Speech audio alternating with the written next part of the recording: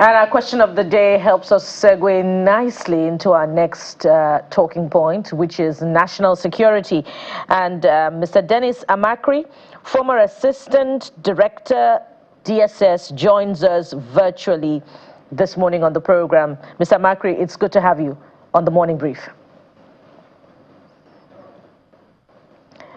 You may need to unmute so that we can have a constructive conversation. Thank you, Mr. Amakri. Yes, thank you. And so, Oriire is on the minds of the nation this morning. It's at the heartbeat, and the resolve of the security agencies, the synergy, the cooperation is being commended, whether it has to do with external factors or internal factors that saw, this particular strategy deployed. It's another kettle of fish entirely. But for you, what stands out in, the joint operation carried out somewhat by the agency which you served and in conjunction with other security agencies? What stood out for you, Mr. Amakri? Yeah, thank you very, very much. You see, we have gone through this a lot of times. Security agencies have been known to be operating in silos, where all of them were trying to satisfy the president, so to say. But two things happened. First of all, there was a reshuffle of the leadership. And then, of course, the second one was the operating procedure, or should I say, the security operations that later followed that reshufflement, whereby they now all agree to work together. And then, of course, there's this fusion. We've been talking about fusion. We've been asking people to work together from all the services. But it's so unique in this particular operation whereby they carried the security fusion to the field. And it was fantastic, and you can see how all of them contributed. If you have already got the procedure of what happened, in rescuing these kids. The intelligence and surveillance and reconnaissance, ISR was perfect from the DSS, and then of course the Air Force was there, and then of course the ground troops were there, and then there is this communication between all of them, and of course we had a successful outcome. So, Prof, I was in the same zone of, talking, Prof. Mr. Amakri, let's talk about what needs... I'm trying to look at the future beyond what has happened. We're grateful these children were rescued. We're grateful.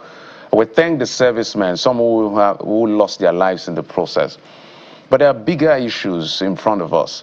When I was talking to my colleagues and I said this should be the last set of mass abduction we will have, at least for a very long time. Not everybody's as optimistic. Let's talk about the lessons we can learn here to ensure that we ease off this playground or this playing field for these terrorists. I understand it's Ansari that is responsible for this one. What do you think we have learned from this particular incident that can help us plan better so that we don't get this standoff yet again? Because there were extraordinary measures taken to ensure that this release happened. And we thank God that it happened, that they cooperated, because it could have gone either way. These people don't have a soul. That is the way they behave. What can we do in terms of specifically intelligence to match them fire for fire, movement for movement, strategy for strategy, so that this is decimated before it even happens in the first place? I'm talking about mass abduction. Thank you very much. Let me go back. Mass abduction, starting from the Chibok girls, was one where the terrorists believed that kidnapping individuals doesn't bring enough money. And then, of course, mass abduction is one that will bring a lot of money. because not the peasants you see there are the ones that are going to pay. The target is the government. And then, of course, when this particular one happened, they are refusing to talk to anybody. First of all, they wanted to talk only to the governor of Oyo State. And then later, they wanted to talk to,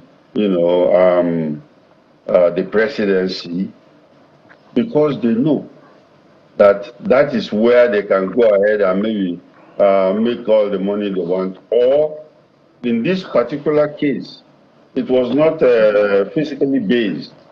It was not money. It was basically an exchange. They wanted their leaders out.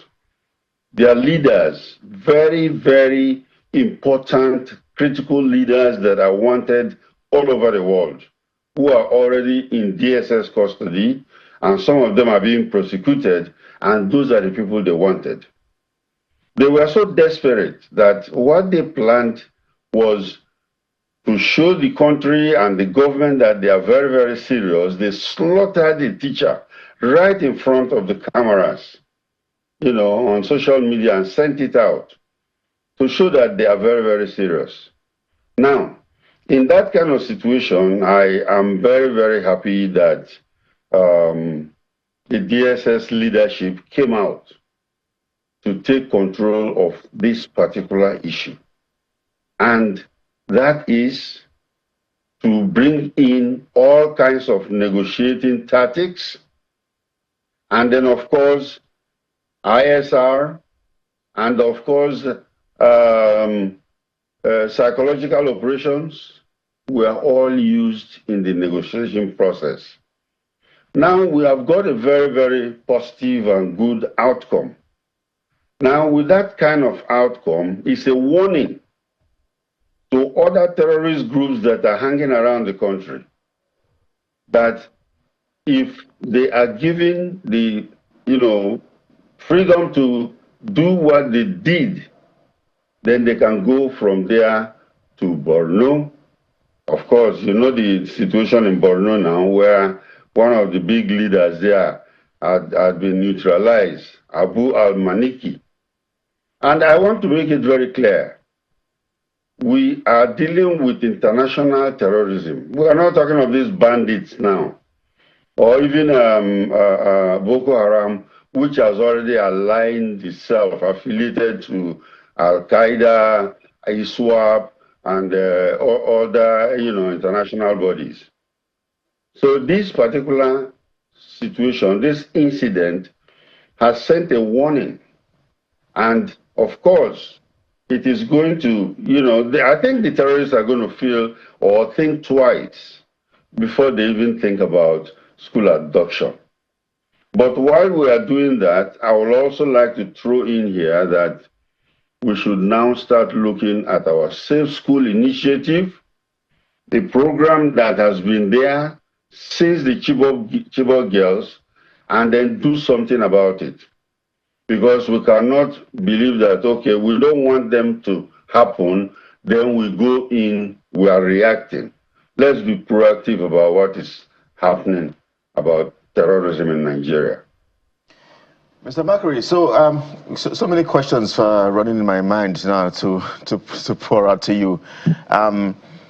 Because while we are happy that in Oyo State, those who were kidnapped for 56 days have been rescued, in Borno State, there are people who are still in captivity there. Yes. So I'm just wondering, for the communities where these kidnappings take place, especially in the north, how do you expect such communities to contribute to intelligence, especially without facing the risk of retaliation and the consequences that come with providing the government with information? Yes, yes, it's very, very important. Communities are very, very important when it comes to like rescues like this, or in fact fighting terrorism. What happened in Oyo State is a very, very good example. But we have to also realize I don't know if you look, when you look at the video, that village called Oriire, it's a far-flung out village. They don't even have communication. They don't even, have good roads. So to communicate with, let's say the plan now is that you are going to have, we cannot cover all the ungoverned spaces, but you want to use community effort, and to do what you have to do. Then we have to think about, how these people are going to communicate with the formal, security agencies. Do they have telephones? Can they communicate to somebody? Are there, okay, let's say we want to use rural communication. Are there town criers or are there runners that can quickly run to the next village or run to the next city to go and report? These are things we want to look at because, see, we cannot suddenly give or create communication systems, Glo, Airtel, all of them all over the place to give information to people. Or the roads are even bad. I remember the one that happened in Adamawa State during the President Jonathan's period. 11 local governments. It took them almost about 2 or 3 days before some of them have to come to the city to report. And these people have been taken over by terrorists. So how do you now respond? So these are things that is in front of the security agencies, and I think they'll start looking at them. If you want to now create, there are technologies right now. You want to, create a quasi-communication system that can be used, or you want to use drone patrols to make sure that everywhere is covered and everywhere is okay. It's left to them in what they want to do about their operational security. As we continue to reflect on the lessons of this experience, some would ask why, if intelligence, was key to the success of this operation, why intelligence was not deployed in the first place to deter it at all.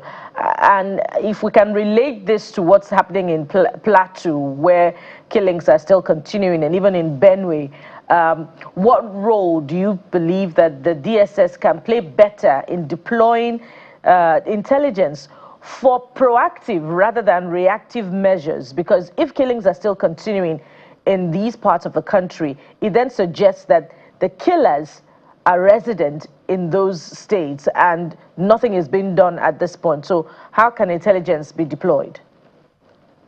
Thank you very much. You see, one thing we have to realize is that this fight against terrorism is asymmetric. And then, of course, even that's why we're saying that intelligence was very, very important and it's still important.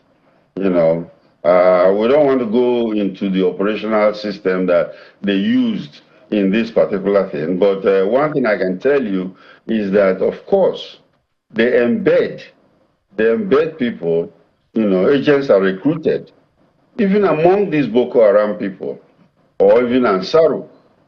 So if these people are there, communication can still be going on, and I don't know whether it could be timely because something could happen, and then of course, if the operatives don't get the information immediately, it becomes a problem.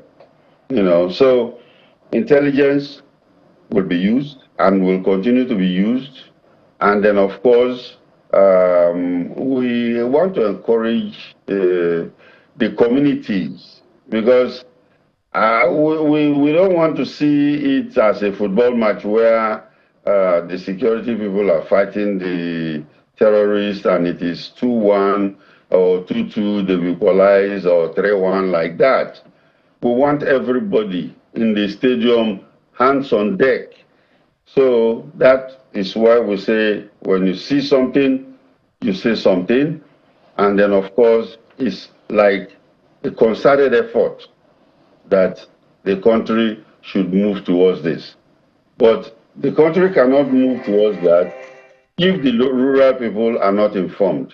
And I think that's a work for our national orientation department to really start working on.